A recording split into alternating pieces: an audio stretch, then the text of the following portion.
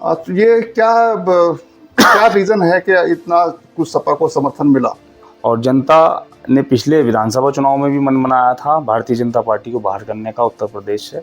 लेकिन कुछ हलकों में ये कहा जा रहा है कि जो एक्चुअल में सपा को वोट मिला है वो एक्चुअल में कांग्रेस का वोट है। जो अगर गठबंधन नहीं होता तो ये जो वोट गया है, ख़ासतौर से मुस्लिम वोट जो गया है वो कांग्रेस को जाता और कांग्रेस की वजह से सपा को ज़्यादा कामयाबी मिली है। देखिए, ये भाजपा की पॉलिसी है कि इस पार्टी को के सिलसिले में हमको वोट मिला, कांग्रेस के चक्कर में। देखिए, हम इंडिया गठबंधन के तौर पर हम चुनाव में आए कि 2022 में आप क्यों पीछे रह गए और 2024 में आपने दोहरा दिया, अच्छा खासा आपने प्रदर्शन किया, 37 सीटें आ गई।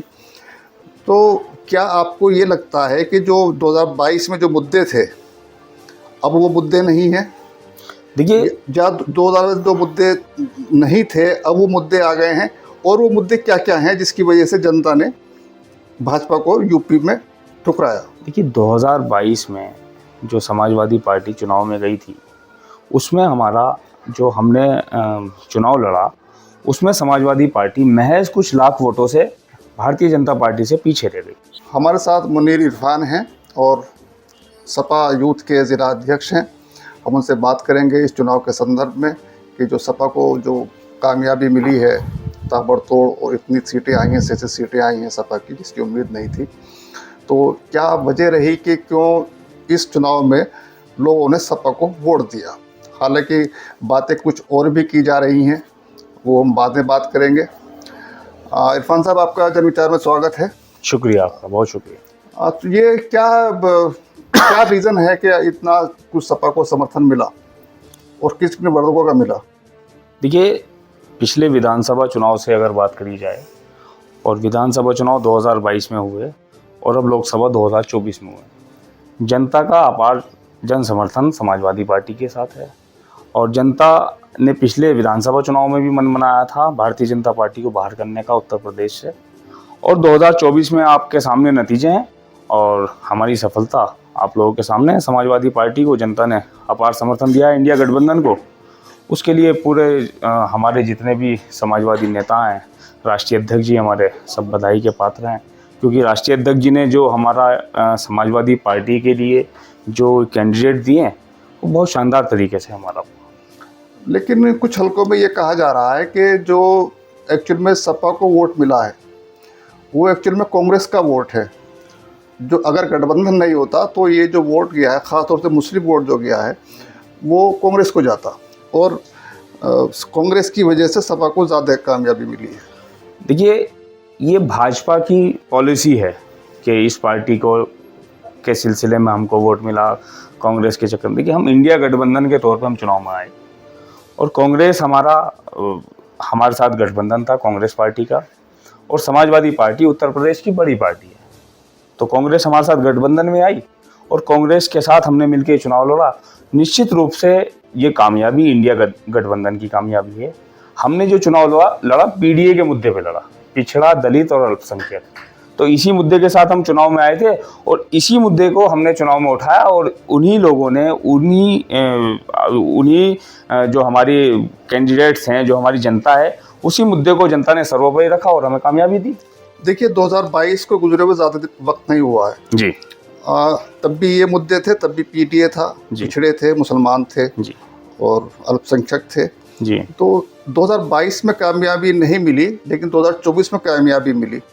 तो इसके वजह क्या है कि 2022 में आप क्यों पीछे रह गए और 2024 में आपने दोहरा दिया, अच्छा खासा आपने प्रदर्शन किया, 37 सीटें आ गई। तो क्या आपको ये लगता है कि जो 2022 में जो मुद्दे थे अब वो मुद्दे नहीं हैं? देखिए, जहाँ 2000 में जो मुद्दे नहीं थे अब वो मुद्दे आ गए हैं, और वो मुद्दे क्या क्या हैं जिसकी वजह से जनता ने भाजपा को यूपी में ठुकराया? देखिए 2022 में जो समाजवादी पार्टी चुनाव में गई थी उसमें हमारा जो हमने चुनाव लड़ा उसमें समाजवादी पार्टी महज कुछ लाख वोटों से भारतीय जनता पार्टी से पीछे रह गई। हमने बीजेपी से बराबर मुकाबला किया। जो 2022 का विधानसभा चुनाव हुआ वो पूरे हिंदुस्तान में जग जाहिर है उस चुनाव में क्या हुआ, कितनी धांधली हुई, कितनी बेईमानी हुई, गुंडागर्दी और कितनी सारी वोटों पे हमें चुनाव हरवा दिया गया। लेकिन उसके बाद हम 2024 पे जब आए तो हमारा मुद्दा शिक्षा, महंगाई, भ्रष्टाचार, बेरोजगारी, अग्निवीर, ये बहुत अहम जो मुद्दे थे हिंदुस्तान के, जो आम जन के मुद्दे थे, इसको लेके हमारे राष्ट्रीय अध्यक्ष जी मैदान में गए और लगातार संघर्ष में रहे।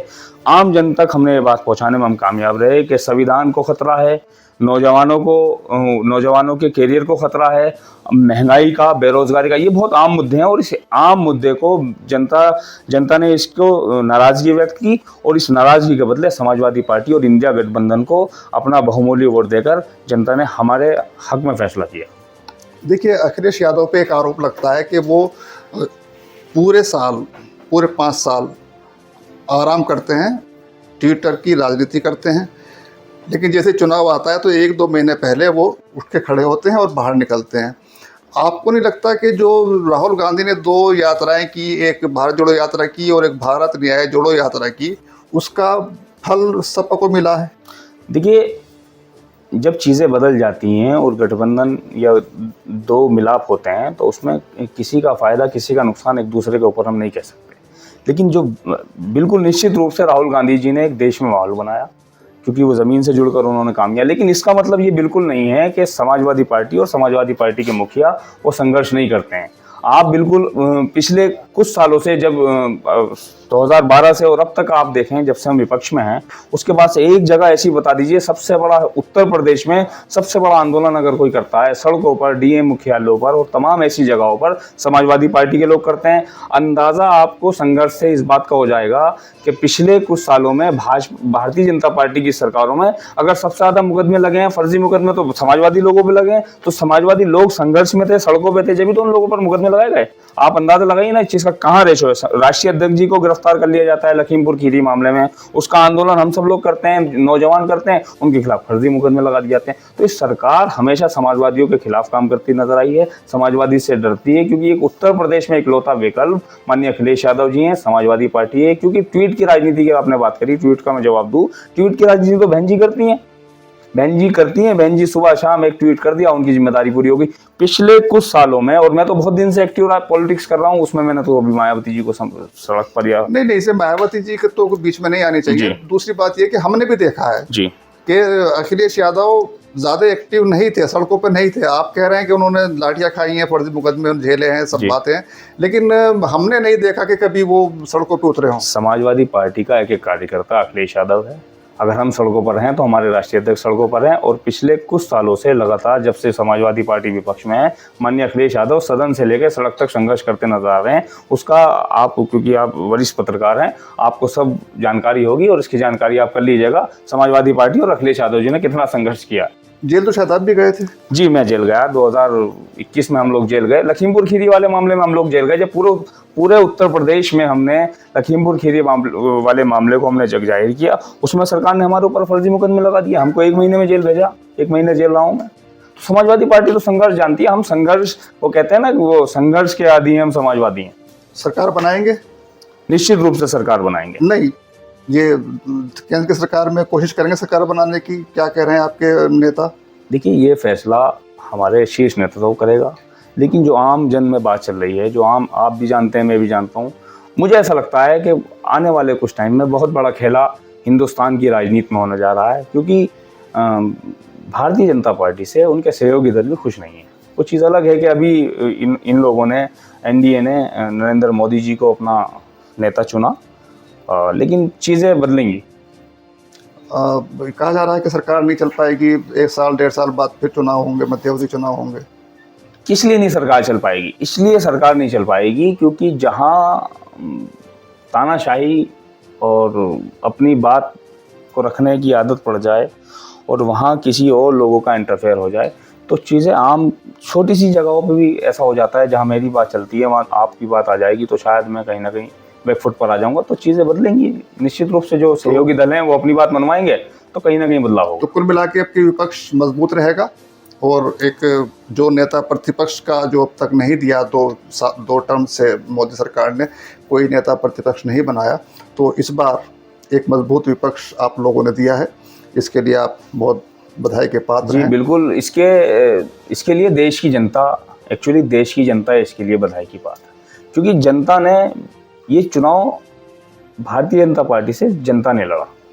जो जनता के बीच जब हम गए, क्योंकि हम भी पश्चिम उत्तर प्रदेश में खुद रहता हूँ और हम पूर्वांचल में, इधर हम सब लोग कई लोकसभाओं में गए, कन्नौज रहा मैं, बदायूं रहा हूँ, आजमगढ़ रहे हम लोग, तो हम कई जगहों पे जब हमने देखा तो जनता खुद बदलाव चाहती है। आपने देखा ना कितना दलित हमारे समर्थन में आया। जो छोटी मार्जिन के लोग थे, जिन लोगों को भारतीय जनता पार्टी अपनी जागीर समझ बैठी थी, उन लोगों ने भी अपना विरोध दर्ज कराकर समाजवादी पार्टी और इंडिया अलायंस को उत्तर प्रदेश में वोट किया। निश्चित रूप से समाजवादी पार्टी और कांग्रेस पार्टी की जीत है। चलिए, बहुत बहुत शुक्रिया आपका। आप मुनीर इरफान थे और मानना है कि इनका हमने मजबूत विपक्ष दिया है और इस पर तो राय भी नहीं है कि मजबूत विपक्ष देश को 10 सालों में पहली बार मिला है। बहुत बहुत शुक्रिया।